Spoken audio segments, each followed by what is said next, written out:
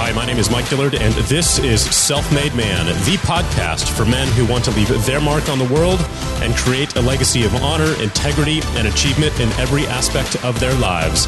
I'm glad you're here, and once again, it is time to forge your destiny. So when it comes to starting a business or achieving financial freedom, there is one skill that rules them all, and that is your ability to sell. If you've not acquired that ability to consistently sell your product or service and produce cash flow on demand, you don't have a business, and you never will, period. And when it comes to selling on the internet, well, your ability to do that is directly related to your mastery of writing persuasive copy. From the headline on your Facebook or banner ad to the copy on your sales page or the script of your sales video, you have to sell remotely to people you will likely never see or meet. And copywriting is the superpower that gives you that ability. So here today, we're joined by my good friend and one of the best copywriters in the world, Clemens.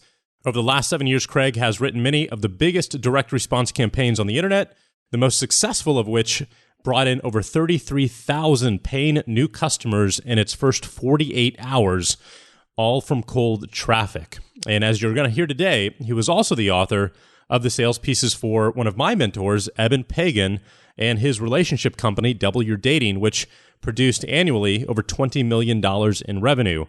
Now, make sure that you stay until the end of this episode because we are going to start talking about and delivering some insanely valuable advice when it comes to writing effective sales copy, specifically in today's really skeptical ADD marketplace that will have a massive effect on your bottom line. And just as a heads up, I've actually been thinking about this topic a lot lately. And in fact, I've spent the past 3 weeks writing and producing a massive training webinar on the formula that I use to write all of my marketing pieces. And I'll be posting that online for free towards the end of this month. So keep an eye out. With that being said, here is Master Copywriter Clemens. All right, welcome back, everybody. Today, we are with a good friend of mine that I've known for almost 10 years.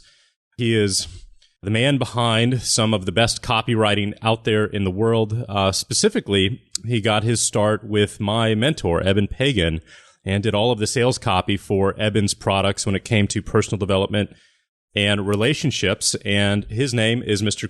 Clemens. So, Craig, welcome to the show, brother. Thanks, Mike.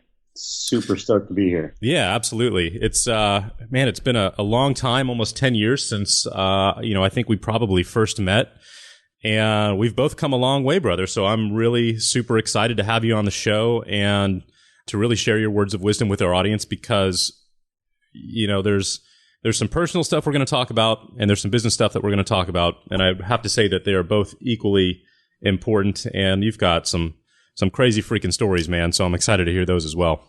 Yeah, absolutely. So if you could tell everybody who's listening a little bit about yourself and your story and how you became an entrepreneur, because you're definitely one of the men behind the scenes, if you will, who's not necessarily on the forefront of a business, but you're one of the powerhouses that makes them run. Yeah. So my story starts about 13 years ago. I was in my early 20s. I was living in San Diego, California, living one McDonald's coupon to the next. A typical meal for me, I remember, was going to McDonald's with the $1 off coupon for the 2 cheeseburger value meal. And I was at that age where most of my friends were starting to graduate college, and I had nearly flunked out of high school. I graduated with a 1.7 GPA. The only way I was actually able to graduate was because my mom knew the principal and was able to pull some strings there. And I had to go to summer school for a semester too. My senior year, after everyone else graduated, I was still in summer school. But I got that diploma, and then I tried to go to college because that was what my parents wanted me to do. And I'm just not good in a classroom. I dropped out a couple years later, and all my friends who did have their shit together moved down to San Diego to go to the universities down there. So I moved down there and got into some weird jobs working like boiler rooms, telemarketing, shit like that, and I remember when I was about 23, that was when they were starting to graduate college and getting real jobs with salaries and benefits and things like that. And I was still stuck smiling and dialing in the freaking phone rooms, I remember Chipotle was like a rare treat for me. If I was going to splurge, that was my splurge meal. I was really feeling that pain of like feeling like I'd screwed up and I didn't know how to fix it, if that makes sense. Yeah, I mean, it's remarkably similar to mine. Didn't enjoy school, failed my first semester of college, had to go to summer school every single semester, and my frequent stop, or I guess food of choice, if you was the Taco Bell dollar menu. Nice. Yeah. Yeah, well, I was probably at the McDonald's next door. Exactly. Yeah. Yeah. So I was down there, and I knew I could sell because I was working in these phone rooms and doing telephone sales. And my backup plan, I told my parents, I was like, Mom and Dad, if I'm 25 years old and I'm not making any money, what I'll do is I'll become a stockbroker, and then I'm guaranteed to make $100,000 a year. But I don't want to get up at 5 a.m., when the market's open. So I'm going to just try my luck with some of these other things, but I have that backup plan. And my parents thought that was a terrible idea, but that gave me that security, right? But then, this is the early 2000s, and the internet was starting to come out with like E-Trade and sites like that put the stockbrokers out of business. Pretty soon people were trading their own stocks. So that career kind of disappeared back then. And so I'm looking around and I'm like, oh, fuck, my backup plan's gone. I was bouncing from one dead-end telemarketing job to another. All my friends who'd gone to college were getting real jobs, and I'm just like, shit, I'm screwed. I mean, I didn't even have money to go out to $2 drink nights. So, yeah, that was a rough point for me. And what was the toughest part of it was I just couldn't see an out. So around that time was when I met your mentor as well, Eben Pagan. And we had stayed in touch. How did you meet Eben? So when I was in my younger days, like late teens, I had stumbled across these pickup artist forums on the internet, and I met Mystery, who later had a reality TV show and was like, one of these like well-known pickup artist guys. And I became friends with Mystery and Neil Strauss, who wrote The Game. And Eben was also one of the guys who would like participate in these forums where guys would talk about, strategies to get dates and ask girls out. And I was a hopeless loser with women. Like, I didn't lose my virginity until I was like 21 years old. So I was in there just like trying to figure that thing out as well, and I made these friends who were kind of in the same boat. And Eben was one of the guys who kind of figured it out. And I remember talking to him after, it'd been a few years, and I'm like, what are you up to? And he's like, well, I wrote an ebook that talks about how to meet women. And I was like, what's an ebook? And he said, well, it's a downloadable file. So people get the file and then they print out the book at home. I was like, well, and you're selling that to people? He's like, yeah, I sell for $40. I was like, well, so you're selling them nothing? He's like, no, it's the information inside. They pay for that. I was like, is that even legal? He's like, yeah. And then I sell a ton of them. I sold $4,000 worth of them last month. And then I was like, holy shit, because that was a ton of money, Mm-hmm. So remember, I thought he was going to go to jail or something for selling this air.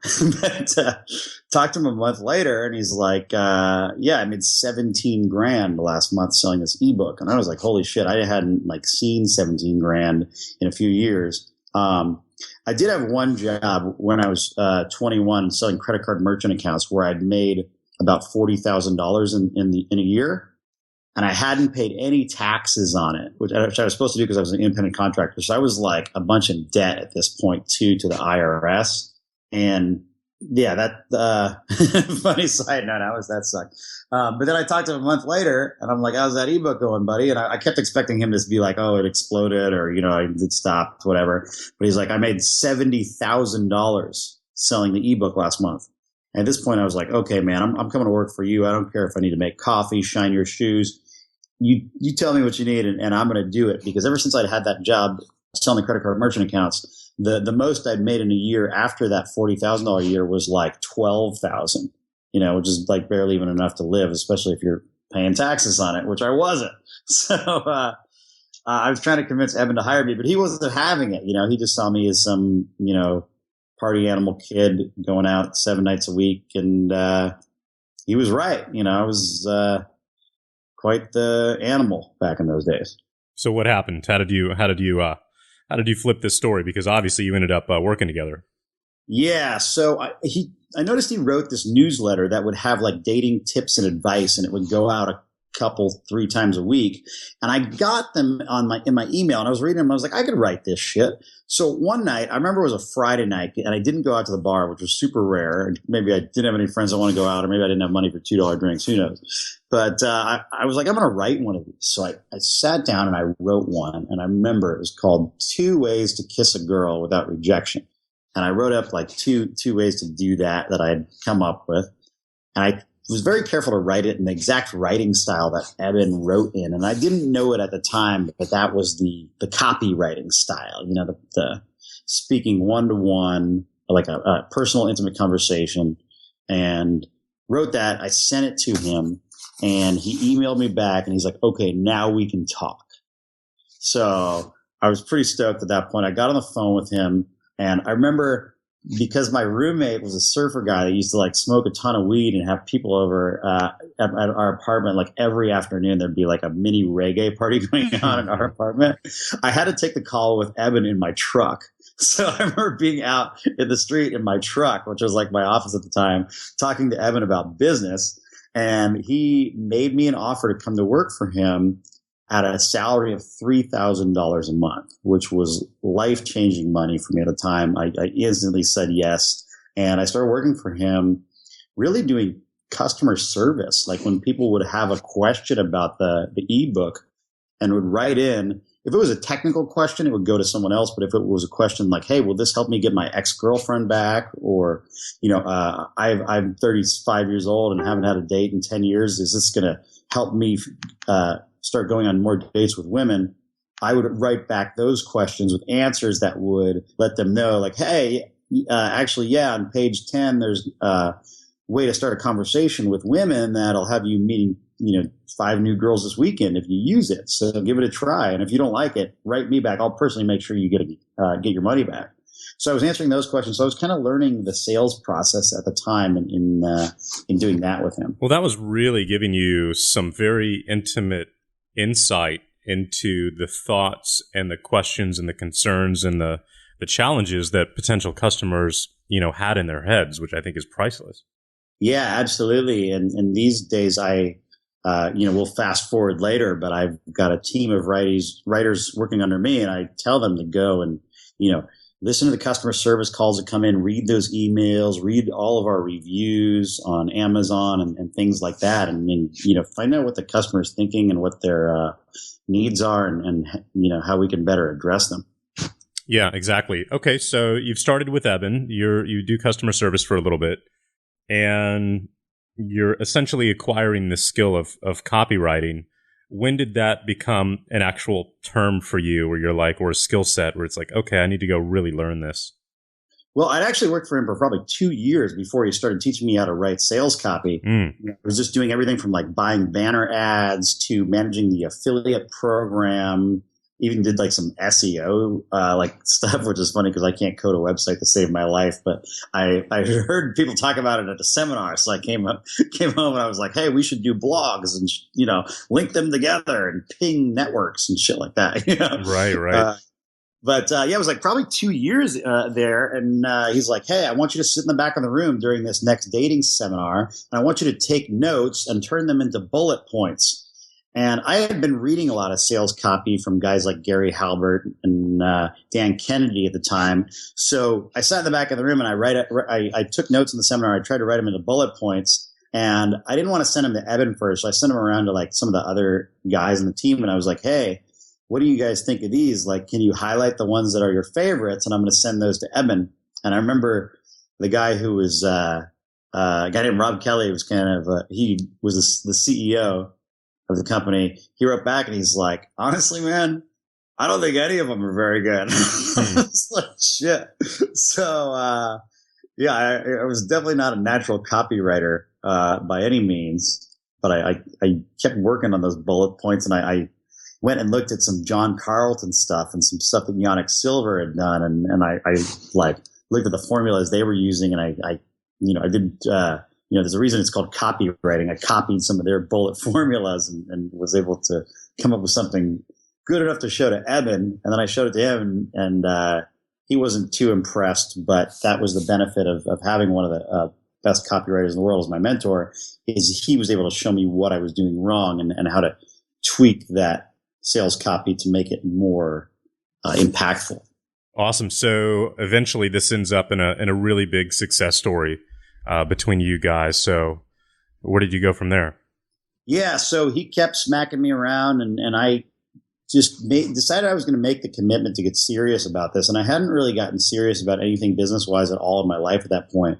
But I started reading every marketing book I could get my hands on. I just focused on immersing myself. I didn't listen to music in my truck. I would listen to marketing programs over and over again. And even when I would go to lunch, I would always have a book with me, whether it was Ogilvy on advertising or John Capel's book. I remember like sitting at In-N-Out Burger waiting for my In-N-Out meal, reading tested advertising methods and highlighting the good stuff in there, and this went on for about 3 years. And because of the focus I had and because I immersed myself in it, along with being able to bounce my sales copy off of Eben and get his high level insights, I slowly figured it out. And what was a big moment for me was, the first time I wrote something that Eben was willing to show the customers. And it probably was about 6 months before I wrote something that he would actually let go out to the list, because he'd worked really hard to build up this list. I believe there was 1 million men on it at the time. And it was all around his sales copy that was written in a very distinct tone and personality. So, 6 months in, I finally wrote something, and it was, actually back in the day before podcasts, there was an interview series that he used to do where he would interview a dating expert every month. And he asked me to write up the sales pitch that talked about this new monthly interview we had coming out. And I wrote it up, and he wrote it, and he's like, okay, we're going to mail this to the list. You finally got in there. Let's see how it does. And he sent it out to the list, and it ended up being the highest performing promotion for an interview series thing that we'd ever sent. And I remember sitting there and looking at the shopping cart and refreshing that button as the sales came in. And when it crossed that line that made it the highest selling one, I knew what the past ones were. I was so excited. And that was a huge turning point for me. That's awesome. So I assume at this point you're now the full-time copywriter for Eben at this point. Yeah. So Eben's alter ego for that brand was the name was David D'Angelo, and I became David D'Angelo, and then we soon launched a women's brand, and the guru there was Christian Carter. So I was also Christian Carter for sales copywriting's sake. I wrote all of the promotions for that brand, which was called Catch Him and Keep Him, along with Chance, who was the guru there. And then, of course, Eben would give us the high-level oversight and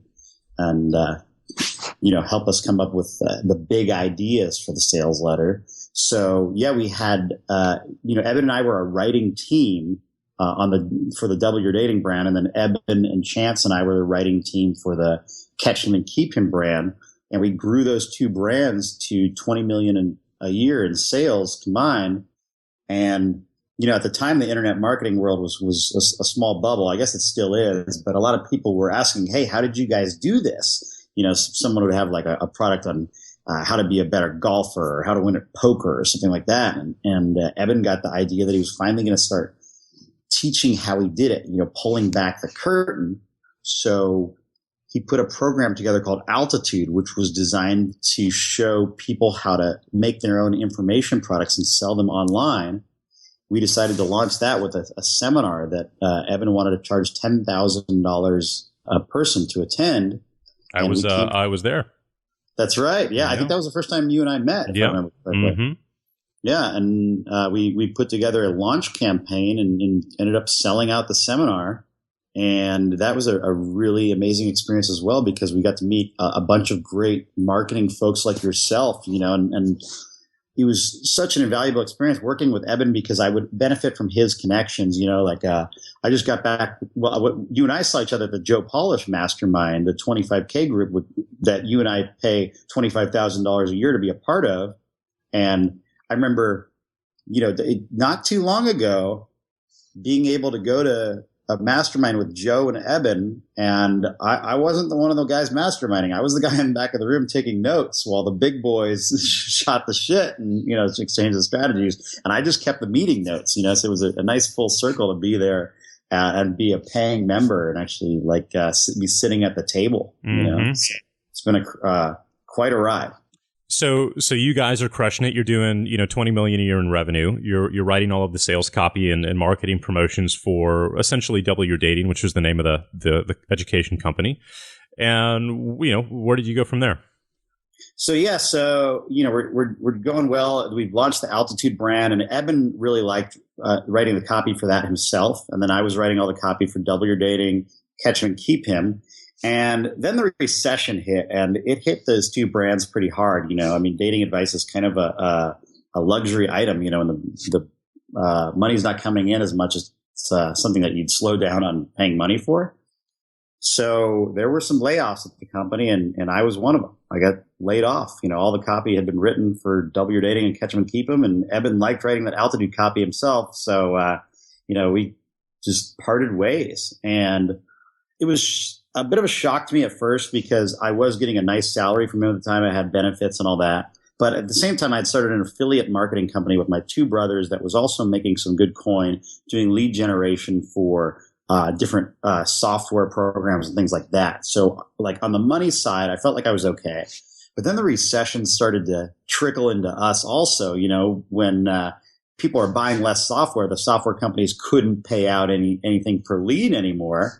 So that started to dry up. And then Google decided to come in and ban affiliate marketers. So that cut out that source of income. And I was like, shit, I'm broke again. And I don't know if you remember, you and I were talking back in the day. I had a Porsche and I was talking about buying your Aston Martin off you. Mm. So I actually had to sell that Porsche because I was afraid I couldn't make the payments at this time. And I was living in a house in the Hollywood Hills at the time, and I moved out of the house in the hills back into an apartment with my brother. And I was like, shit, the good days are over, man. I'm back to scraping by and going to McDonald's again and stuff. I was really worried. But at the same time, I did have this copywriting skill now, and I just had to figure out something to do with it. So it was around this time I met a guy named Josh who had seen me speak at one of Eben's programs. And Josh had all of these ideas of his own on dating advice products. And this guy was a personal trainer and a former gym owner who had conquered Crohn's disease and went from weighing 90 pounds, 5'11" at 19 years old to getting totally ripped and having a normal lifestyle. And so we partnered up along with my two brothers and started creating information products around his knowledge. So we had a workout program and we had some dating advice things based on his insights and some sex advice programs. And we started selling those in 2009. And that was a crazy ride as well. A lot of little tangents can be told there. Yeah, that's kind of what led into the current business we have now. Which is what? I would love it if you'd share whatever you can about that, because I know some of it's a bit top secret. But I'll let you tell that story. Yeah. So, it took us a while to get those information products off the ground. I mean, we had the knowledge, but it was still a tough time to be in business with the recession going on and all that. But, we just kept chugging along. I remember at the beginning, we were mailing DVD programs out of our house, literally on the floor of our apartment. My brother and I were packaging them up and doing the mailings ourselves. So, we did our first launch of one of our DVD products, and it took a while to get traction, but once we did, it grew pretty quickly. And we had made a full catalog of workout programs and dating advice and sex advice programs, and built that list up to 1 million men ourselves. And we would always send the list surveys to figure out what they were interested in buying. And one of the surveys that we sent was asking them what they were interested in buying on the internet and what they were currently buying. And a lot of them were saying nutritional supplements. So, thinking that we had a big list of guys who were into, improving themselves, we decided to give a shot at making nutritional supplements. And I'll never forget, my brother came to me and he said, "Hey, have you heard of probiotics?" And I said, "No, what are those?" And he said, "Well, it's beneficial bacteria that you take because there's bacteria in your system that like aren't always good. And it's good to, balance them out by adding in beneficial bacteria." And I never heard of probiotics or even like thought about us having bacteria in our digestive tract, but I started studying it and I became fascinated with it. And I started taking them myself. And, I mentioned my old business partner, Josh, had Crohn's disease, and he had to drop out of high school because he was having to go to the bathroom like 30 times a day. And there was a time, I've never mentioned this in an interview before, but, maybe it's kind of TMI, but I had some weird digestive problems where I was going to the bathroom like probably 10 times a day. Mm. And for a second there, I thought I might have Crohn's, and I asked Josh. I was like, "Dude, like, I'm going like 10 times a day. Like, that's not normal." He's like, "You don't have Crohn's, but you're definitely fucked up." Shit, I don't know what to do, and I'm not the type of guy to go to a doctor or whatever, which is a mistake. But I wasn't sure what to do. It wasn't like crippling my life, but that was a lot of time on the toilet. So I started taking these probiotics and it started evening me out, and I was having more like regularity. I was like, fuck, maybe there's something to these things. And I started researching it, and I ended up discovering all these crazy facts about how the food corporations have been putting these sugars and artificial sweeteners into our foods, like foods that, probably shouldn't even have them, like hot dogs and spaghetti and things like that. And my brother wanted to get into the probiotic business, and he came up with the name Biotics. And I wrote a sales letter for this probiotic brand that we developed with one of the leading manufacturers in the world. And in it, I told the story of what the food corporations had done and how they had gotten to the point where they were doing that, and I won't go too deep into that story, but the short version is that back in the 1950s, a scientist falsely determined that fat was the cause of heart attacks. So he came back to America and was like, "You need to take all the fat out of foods." And that's what companies were using to flavor their foods at the time, but people wouldn't buy anything that had fat in it. So after the fat was stripped out, they had to come up with another flavor substitute. So they started using sugar, and sugar feeds the bad bacteria in our gut and makes it overgrow. So that's why it's important to take probiotics. And I still take them every day. Probiotics are beneficial bacteria that can balance that out. So yeah, I wrote a sales letter that told this story. And at the end of it, it mentioned how we had worked with this team to develop our own probiotic supplement that at the time was the most powerful in the world. And this is 2013. And, these days there are probiotic brands that have more of the bacteria in them than Biotics did. But at the time it was one of the most potent. And we put this sales letter up, and that was when things just went bananas. What does bananas look like? So, bananas looks like putting the thing up the first day, and my brother, who was very skeptical, he actually didn't like my sales letter. He's like, "This isn't going to work." He puts it up, and I woke up to a text message from him, and it's like, "Okay, might have a winner here. This thing spent $16,000 and it made back $48,000 today." And I was like, "What the fuck?" Like, I'd never even heard numbers that big before. The next day, he messaged me. He's like, "Yeah, I had to turn the ads off. We sold out of our entire supply of Biotics." Wow. Not a bad 24 hours. Yeah. And it was also sweeter because my brother was of the opinion that long form sales copy was dead. So it was a nice like personal revenge thing for me. So this was in like October, November, and the thing about probiotics is they're live culture, so they have to be grown.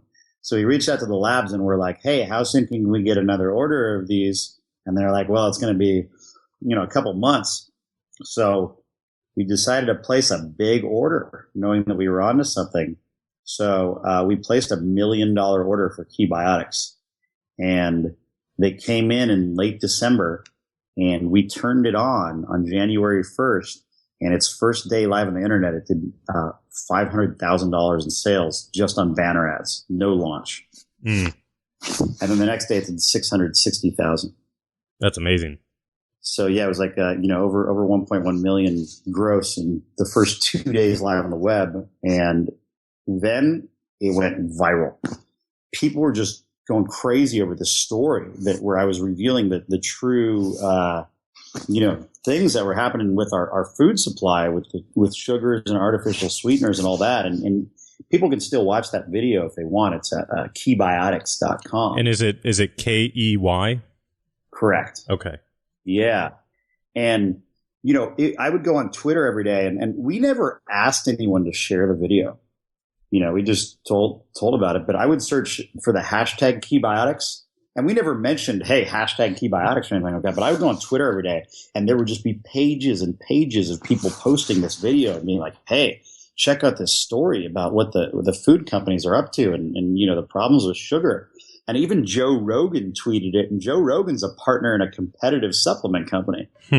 And people were at the end of Joe's tweet. They were like, hey, Joe, do you know that there's a supplement for sale at the end of this thing? And he wrote back, he's like, I didn't notice that, but, the other information's really good. So he didn't delete his tweet. He kept it up there. And what was most flattering for me, because I was just a researcher at this point, and had found all this stuff doing my own research. But doctors and medical professionals and scientists were retweeting this thing and talking about how their clients should read this, and it was super exciting to see it just, created a phenomena. But along with that came a lot of other issues that we hadn't planned for, just like growing pains. For example, getting a batch of probiotics, and we third-party test every batch that comes to our warehouse for potency and purity to make sure that the manufacturers are putting in exactly what they claim, and to make sure no outside contaminants have made their way into the supplements. And we tested a batch, and it tested out far below our advertised count, and we couldn't keep selling them, so we had to turn our ads off and tell the company, and we're like, hey, you guys screwed us on these. You need to replace them. And they're like, well, no, you guys didn't store them correctly and whatever. And it was like a big battle. It could have put us out of business. We ended up coming to a resolution with them, but it just it was a crazy, crazy year. But yeah, that's how we got into the nutritional supplement business. And what we do now is we partner with doctors who are experts in their field, and we develop nutritional supplement and skincare lines based around their knowledge.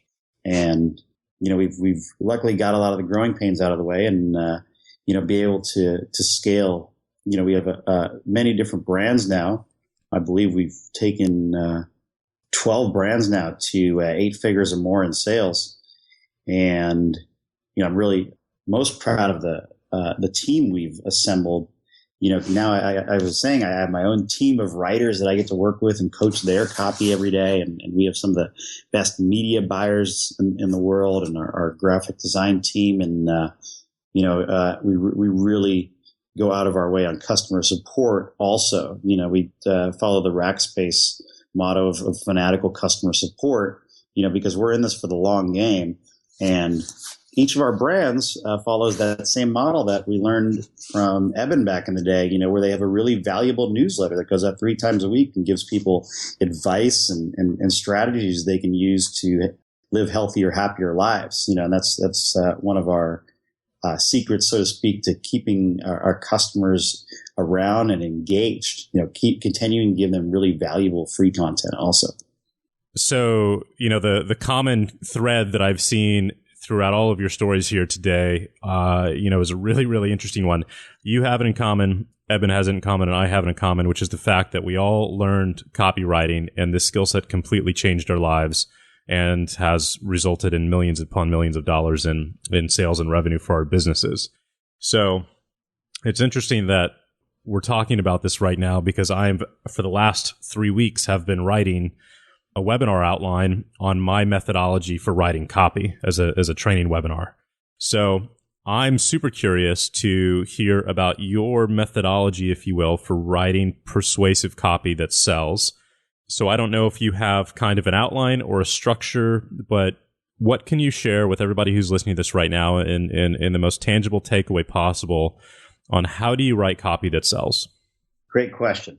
So I always go back to what Robert Collier says, and he came up with the phrase that in order to write effective sales copy, you need to enter the conversation that is going on in your prospect's own mind.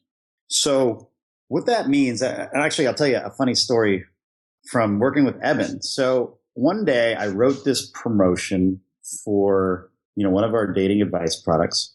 And, if anyone who studied copy, you'll know one of the old school copy formulas is to start out with if-then statement. So something like, if you're looking to meet more women and get more dates, then this will be the most important letter you ever read. So, Mike, I'm sure you've seen a lot of that, or you probably used it yourself, right?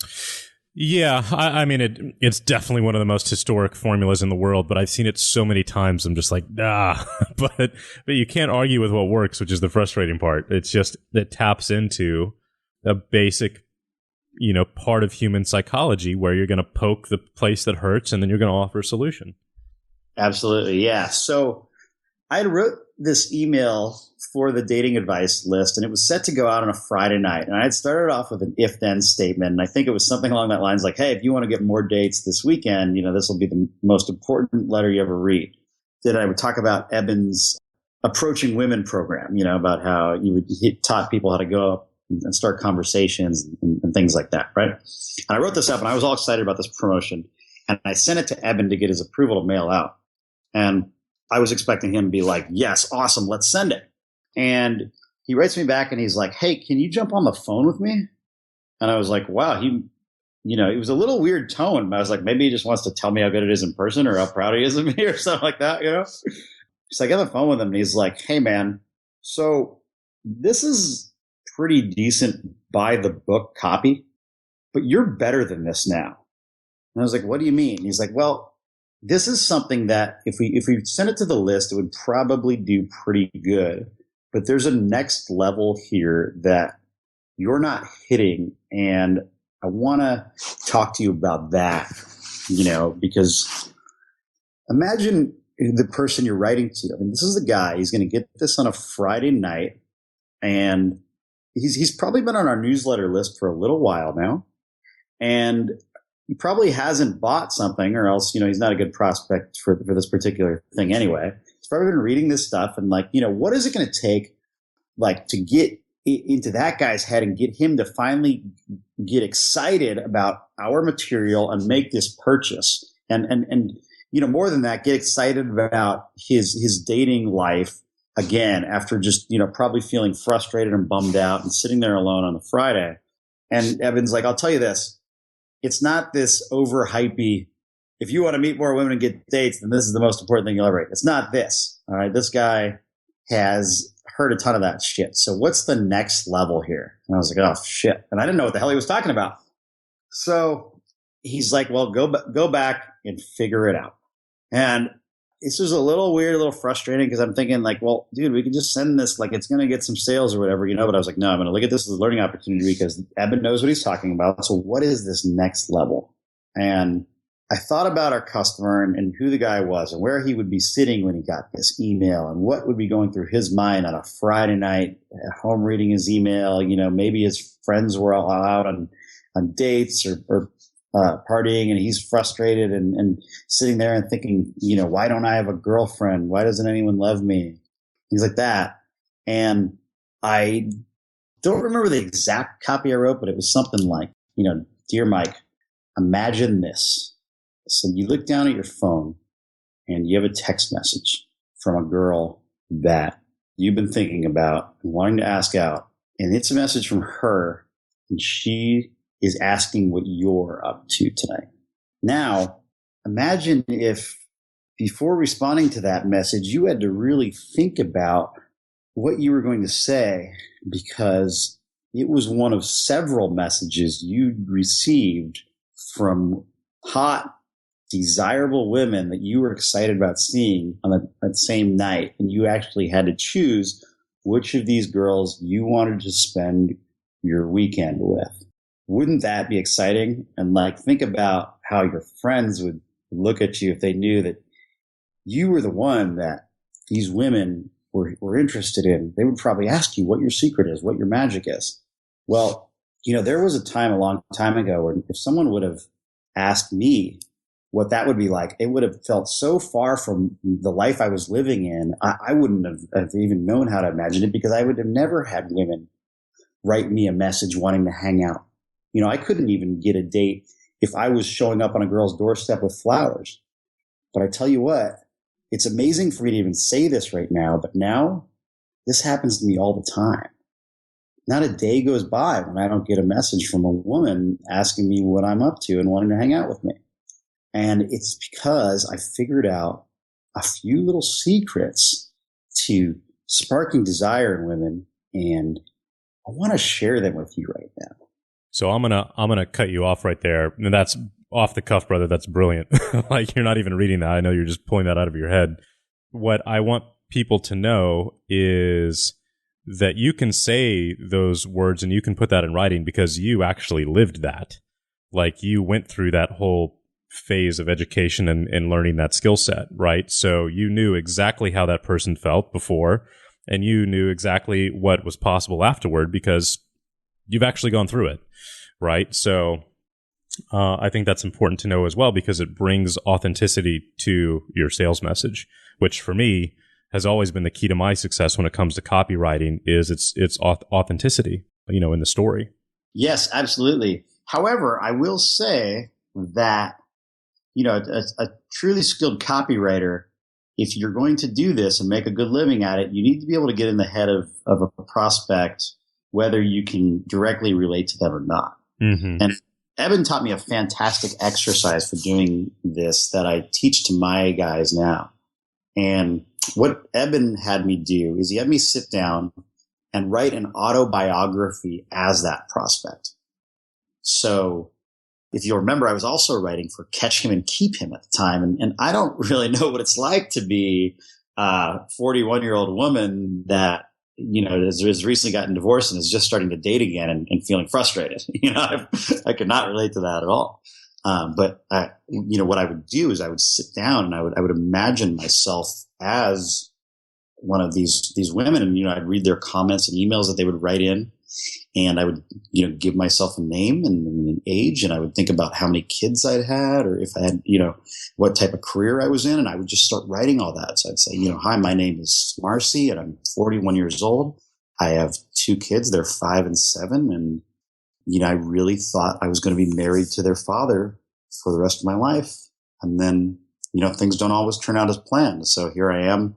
I love my job working as an elementary school teacher. But I've had a really frustrating time meeting men lately. That was until I met James, and James and I have been having some, really exciting talks. But I can't figure out if he's feeling the same way that I am, and I'm really frustrated. And I would just keep writing, and that's what Eben would have us do is, going into all these details. And then he would say, finish that autobiography, and then pick up your blank piece of paper. Now write your sales message to that person. Super powerful. Really helpful. Yeah. Super powerful. What are some of the other strategies that you use and that you teach your team members?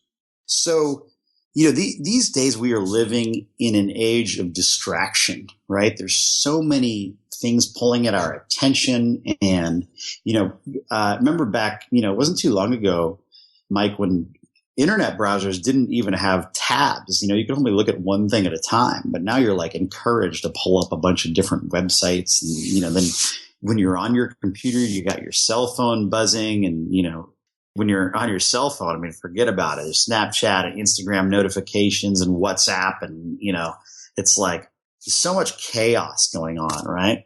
So what you really need to do to be a successful writer, not just a copywriter, but to write anything, get people to listen, is to fully capture their attention despite all the distraction going on. And I thought that one of the best ways to do that is to provide extremely valuable and relevant content. So if you're giving someone content around the area that they are interested in that is instantly applicable, that they can't find anywhere else, they're not going to find in a Men's Health magazine or, browsing around on Huffington Post or wherever, they're going to keep following along. So, what Gary Bencivenga says, who's one of the greatest, if not the greatest living copywriter, says, your advertising must be valuable. It must add value to the user, whether they buy your product or service or not. And, I agree 100%. And what I will do at the beginning of any piece I write is I'll let them know what type of valuable content is going to be in there. So, for example, maybe if I was going to write something for women's dating advice products, I would start off the message, and in the beginning, it would say something like, in just a minute, I'm going to let you know about 3 mistakes even women who have their act together make that could scare off Mr. Right. And the sad thing is that, many women make these mistakes without ever knowing it. And, I'm going to reveal what those 3 mistakes are today so you can pay attention and make sure you don't make any of them. So, I'll put that teaser at the beginning, and then the mistakes will be the valuable content in it. But here's the thing is those mistakes have to deliver also. So what's a common mistake, Mike, that you've heard that women make with men? I have no idea. Okay, well, what's one a woman's made with you? How about maybe like blowing up your phone too much or being too, Sure. Needy or too demanding too much attention or insecure. Okay, great. So let's say you're promising your reader that you're going to, and your reader's a woman, you're going to promise her that you're going to tell her 3 mistakes that women make with men, and that many women would make without knowing them, right? So your reader has read a lot of women's magazines and, probably some relationship advice books, and she's heard a lot about a lot of mistakes in the past. And if she gets to your first mistake, and it is something along the lines of coming on too strong or being insecure and needy, her immediate response is going to be, oh, I've heard this shit before. I just read this in Cosmo, and boom, click off, right? Gone. So while that might be one of the biggest mistakes that a woman could make with a man, you need to give content that is something that they have not heard anywhere else that is probably counterintuitive, So what I'll do in that situation, if I'm going to write something for a women's dating brand, for example, is I would ask the guru, I'd be like, okay, give me your 10 mistakes that women make with men. Now, which of these is the most surprising that when you say in your coaching sessions or your talks, that women are like, oh shit, like, this is something I had no idea about. And that's the one that you lead with. You want the reader to get to that point and be like, whoa, and like ideally you want them to like take out a pen and write that down and have an epiphany, and you can put that mistake of coming on too strong or being needy like in there later, but you definitely don't want to lead with it. And ideally, if you're promising 3 mistakes that are something they never heard before, you need to deliver on that promise or else they're going to be gone. Does that make sense? Yeah, absolutely. And, I think that the most effective way to get past all of the barriers, if you will, or objections, whether they're conscious or unconscious from a prospect's perspective is the fastest way to bypass all of those is through education. And it's exactly what you're saying. If you can teach someone something, you instantly get to the top of their hit list as a trusted resource and a valuable resource in their mind. But it has to do what you said. It has to be unique and it has to be truly valuable, because if you set up that promise and then you underdeliver, which is what you're talking about here, then it's just, gosh, damn it, this is just another person who wasted my time. And then they're gone forever.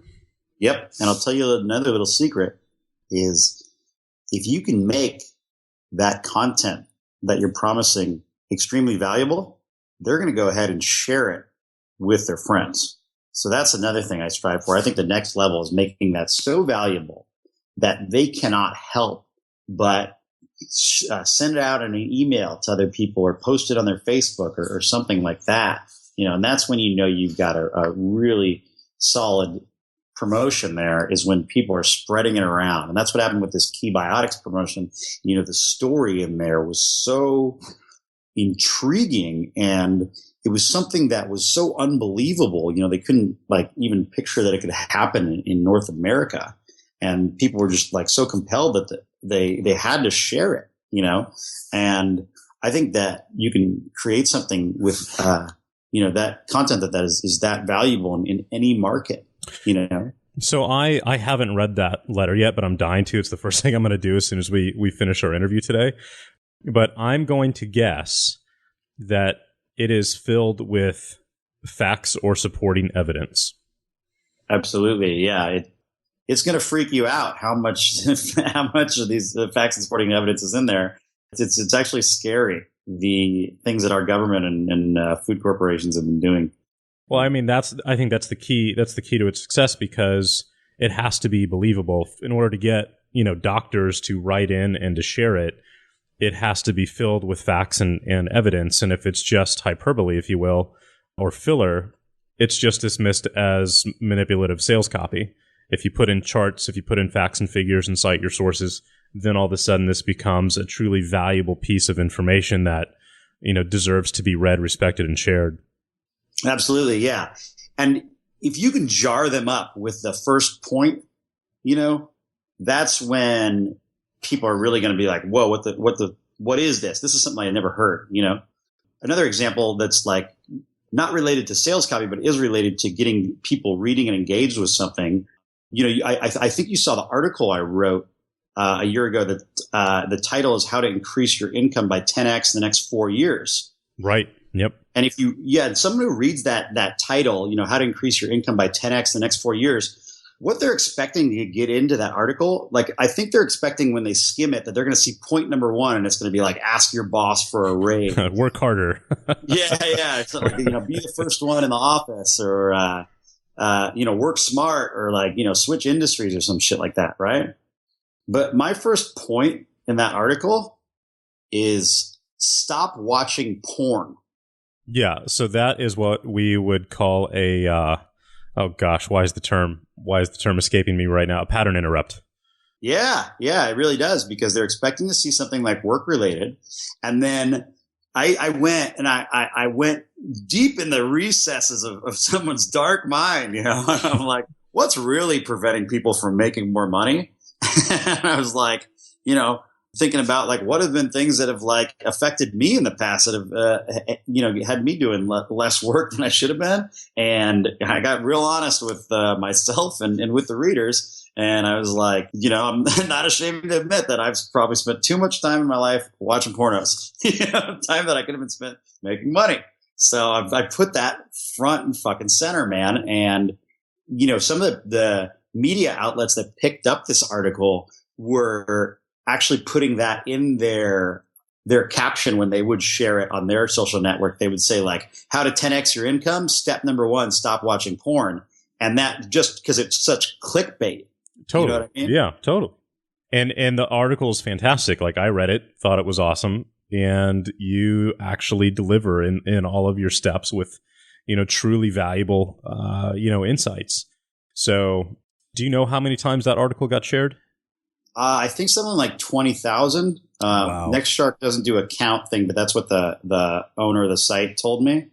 And yeah, if you want to, if those listening go and look at this article, it would have been really simple to make this article into a sales message. How to increase your income by 10x in the next 4 years, and then I give 7 counterintuitive but very effective tips here. I got really honest with myself. I was like, what have I done to increase my income? And this is actually a true story. I 10x my income in 4 years by getting my shit together. And I identified those 7 steps.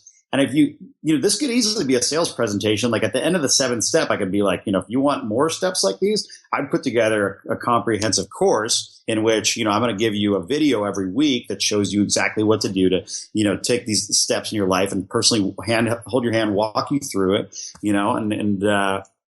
I decided, I'm going to make it affordable for everybody. I'm going to, charge just $97, and you're going to get, my personal coaching on these 7 tips. And, go here to sign up. It's guaranteed. I would get a ton of people buying that course. So, circling back to what we were talking about before about like, how to get make an effective sales message in this age of distraction we're living in. It's getting an effective sales message is the same way you get, you put out effective content that gets shared around a lot and, adds value to people's lives, is you make it super fucking valuable and you make it shit that they can't hear anywhere else. And it really is as simple as like taking that content and then selling them something at the end of it. It really is. But just also know that if you're using this strategy, that you're setting the bar pretty fucking high. So your content better be awesome as well, or you're going to get a shit ton of refunds, the content that you're asking them to pay for. One of the first ads that I ever wrote myself, which was for my first ebook, Magnetic Sponsoring, back when I was in my mid-20s, it was a very similar strategy and similar pattern. I didn't really understand probably at the time what I was doing, but it's the same thing. And the headline for the ad, and this is, a book on attraction marketing for people in the network marketing industry, the MLM world way back when. Mm-hmm. And in that world, 90 to 95% of, the distributors, when they're building their business, they're dependent upon buying leads from lead generation companies, because either you don't want to hit up your friends and family members, or you already have and they're not buying or talking to you anymore. So you're left with one option, which is to go buy leads. And so the headline for the ad was "Only Suckers Buy Leads." Mm. And that's awesome. It's an in-your-face challenge to the truth and to what they're doing and a pain point in their life. And it calls out that entire elephant in the room, if you will. And that one little it tells them yours is different. That's what I love about it. Yeah, well, exactly. And the flip side of that is, though, if you're going to make a claim like that, you better be able to back it up. With content. So it's the same formula. And if you can deliver on both of those expectations, then you have a grand slam on your hands. So this is awesome. Yeah. And, something else that's the reason I think why this is so magical is because, and Eben is actually the master of this. So Eben calls it moving the free line. Mm-hmm. And what that means is, back in the day, it would be, all sales message to get to the valuable content. And Eben's expression means moving that line and giving some of that valuable content away free. Because when you do that, when you give away things that are really valuable that they haven't heard anywhere else, folks are going to automatically credit you with having truly amazing paid content. So they're going to read the free content and they're going to be like, fuck, you gave me this for free? Imagine how great the stuff is going to be that after I actually make an investment in this product or service. That's especially true with information products. Yeah, I couldn't agree more. I mean, you just and tell me your opinion on this, because I don't know what your answer is. So I am constantly writing copy for my own products and services, and I'm constantly going through my old swipe file and reading people's stuff and brushing up on copy. And if you read the material or the sales letters, that are in my swipe file from, let's say, 5 to 10 years ago, all of the bullets are this very benign, secretive stuff, like the one special way to do X, Y, or Z, or it's I don't know if is that the right word. Is it benign or secretive or mysterious, if you will? And I read and make them wanting to find out what it is. Well, I read that stuff and I don't have patience for it anymore. I'm like, this just feels so scammy to me. And I think it's a lot. I'm going to give Eben a lot of credit for this. Marketing that I've seen over the last, let's say, 5 years has had to become so authentic and transparent that I don't see bullets like that anymore. Like, I see much more specific, tangible takeaways rather than the mysterious, secretive stuff. Yeah. So what is your thought or opinion on that? Because it turns me off now. If I start to read that, I automatically dismiss it.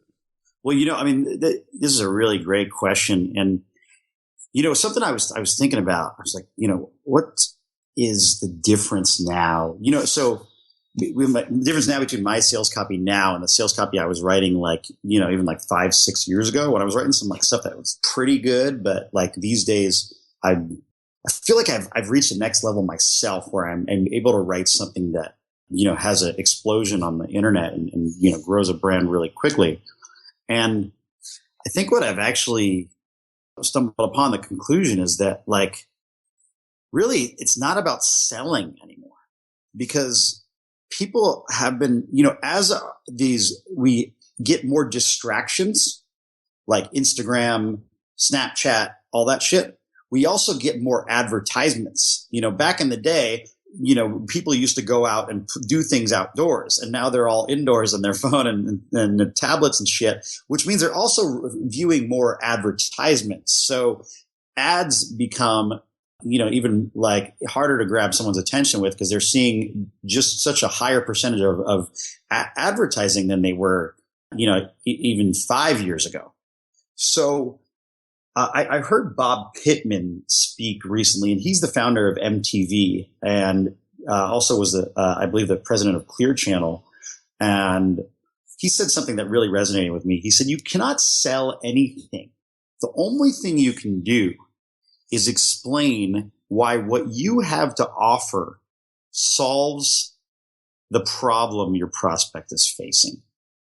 You can't really push it on them. You can only explain. And what giving away valuable content does is it shows them that you have that solution. It's putting your fucking money where your mouth is, Oh, dude, you're message of sales. That's air. Yeah, no, you're hitting it. My conclusion that I've come up with is that, my approach now is to prove as quickly as I possibly can that I have a solution that will deliver on your expectations and solve your problem. And the sooner I can get to, and more effective I can be at demonstrating that proof, and the faster I can do it, the more effective that sales presentation is going to be, because people don't have the patience to go through and sit through this, story, if you will. I mean, they do, but for me, it's deliver value, which provides proof of expertise. And then, I'll just put it this way, like the Self-Made Man Society membership that I have, in the actual sales video, the last 20 minutes of the sales video is actual footage from the very first lesson. And I'm just like, look, decide for yourself. Here's the first 20 minutes of the first lesson. Check it out. And if it makes sense for you to join, then join. But that's it. It's just showing proof of what I have to offer, let you experience it firsthand, and then you make the decision. Absolutely. And what it comes down to is respecting your prospect's time. And I think that does a fantastic job of showing your prospect that you respect their time. You're not going to bullshit them with a bunch of crap. You're going to deliver them something valuable, whether they spend money or not, because you respect their time and the attention that they've focused on your presentation, and for giving you that chance, and you only get one chance to do that. And if you take that chance and give them a bunch of salesy bullshit, that's alluding to something and never giving any meat, it might have worked even 5 years ago, but these days they're just going to click off, man. There's too many distractions going on. So if you're not delivering value instantly, you're losing the prospect. Powerful stuff, brother. Powerful stuff. Yeah. So this has been awesome. Any last words of wisdom when it comes to copywriting? Any more hard and fast rules of thumb, if you will, on how to write persuasive copy? And then where can people connect with you to either learn more about essentially your consulting firm or what else you have going on? Yeah. So I think we nailed it as far as what someone can do here. I think we've got to come up with some good action steps. So just to summarize is enter the conversation that is happening in the prospect's mind. And if you're unsure what that conversation is, put yourself in their shoes and write that autobiography about them. Really get into some nitty gritty detail. Imagine every aspect of their life and, write as though you were them. And then think about the conversation that they're having that is centered around, the product or service you have to offer. And then from there, once you know what that conversation is, think, how can I add value to that conversation? How can I give them something that's instantly applicable that they can't find anywhere else? And then do it. Come up with one or more things that you can do to give it to them, and then simply let them know that there's plenty more where that came from. And that's a fucking powerful sales message, man, right there. The formula is that simple. Yeah, agreed. And it's all built on authenticity and transparency, which is Absolutely. Which is why it works today. So yeah, show respect their time and then do it. Awesome, brother. Yeah. So where can people go to connect with you and learn more about what you're up to? Yeah, so I don't do any consulting or freelancing. I only write for my own brands. However, I'm really on my one of my goals this year is to just give back in forms of doing interviews like this. And I thank you so much for having me. It's been so much fun. I'm trying to do a lot of posting of knowledge, and I'm videos and just sharing all the things I've learned to help make your writing more impactful and get off your ass and make more money and make more impact with your prospects and in the world. So I've got a Facebook page set up where people can go and check out that stuff. And if people ever want to see that article I wrote, it's you can just Google Craig Clemens and Next Shark, and that's up there as well. You can see my strategies for increasing your income by 10x in the next 4 years. And then check out my Facebook. I'm going to be posting a bunch of videos there and doing some Facebook Live presentations. And I actually don't have anything to sell either, because I just really get off and give them back. And I'm fortunate that I have a successful business that I get a lot of inspiration from and pays the bills. So I don't have anything to sell. I'm just giving a bunch of stuff away that I really hope helps people. Awesome, brother. Well, Craig, thank you so much. And guys, we'll put links to all of Craig's pages and resources in that article on the blog as well. So just go to mikediller.com/blog, click on his episode, and we'll have links for those items for you. So, Craig, thanks again, brother. Appreciate you, and looking forward to seeing you next time. Yeah, man. Thank you for having me. And hey, thank you for putting this Self-Made Man podcast together. I listen to all these myself. I think it's the most valuable one out there, and I'm honored to be on it. This has been a lot of fun. Awesome. Well, that's super cool. Thank you so much. All right, guys. So we will see you next week. If you got some value from this episode, which I know you did because I did, this is super valuable stuff. Make sure you share it with your friends and family. Self-Made Man is totally dependent upon your recommendations and referrals. I don't advertise this. It's just based on word of mouth. So thank you for your support. And thank you again, Craig. And we'll see you guys next week.